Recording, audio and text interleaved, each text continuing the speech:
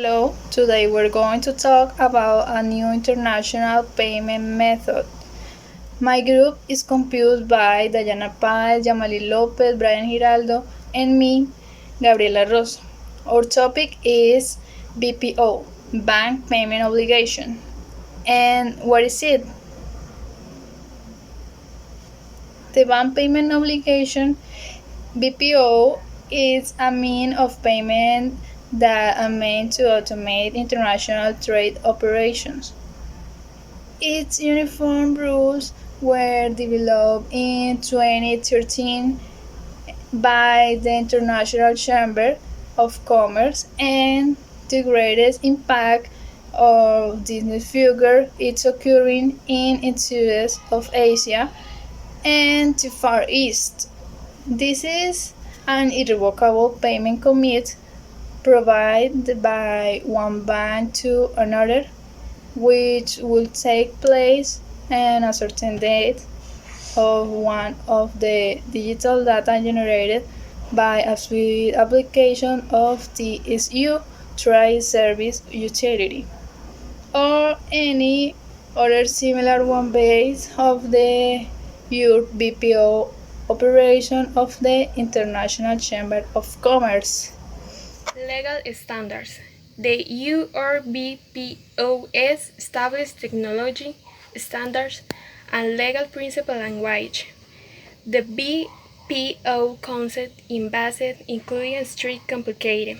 The separation and independent nature of BOP, while respect the underlying purchase and sell contract, is irrevocable nature.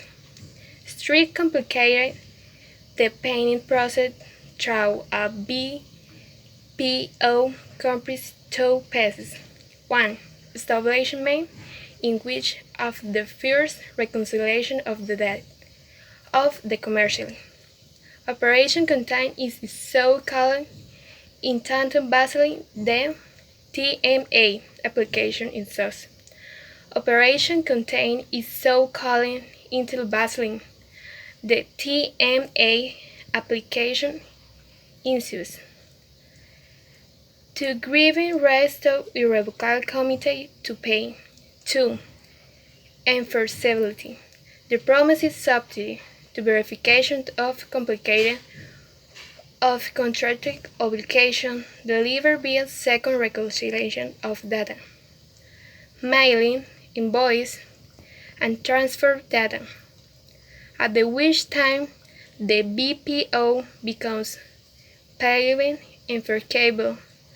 The whole process read reconciliation, that is incorporation of data set whose result is zero divergence. How does it work? The BPO retains some of the characteristics of documentary. The letter of credit or documentary credit is a means of payment issued by a solvent entity, generally a bank. The letter of credit is independent of the contract that gave rise to it. It is done with lower operating costs. The operation is similar in terms of security to that the BPO establishes an irrevocable interbank payment commitment that is subject to compliance with the corresponding requirements demanded by the buyer. However, the process is much faster and easier. It is carried out automatically by transmitting data through a digital platform, Trade Service Utility (TSU), which also eliminates the possibility of human error while reducing the corresponding relative costs.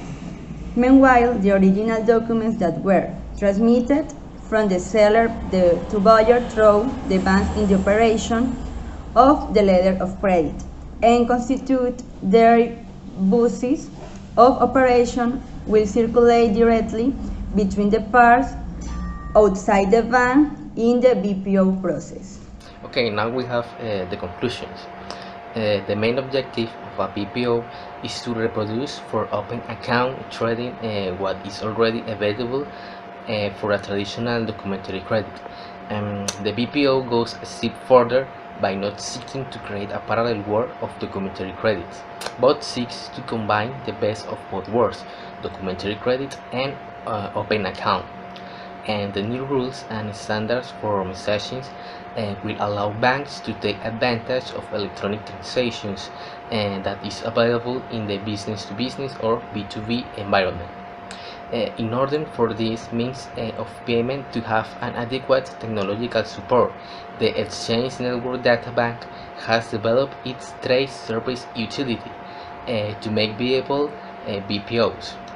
Notwithstanding this, the Banking Commission of the International Chambers of Commerce of Paris will regulate this new means of international payment and will establish its entry into validity together with the norm that protects the BPOs so that they begin to be used globally, such as documentary credits or first-time warranties have to the request. So we're done. Thank you very much.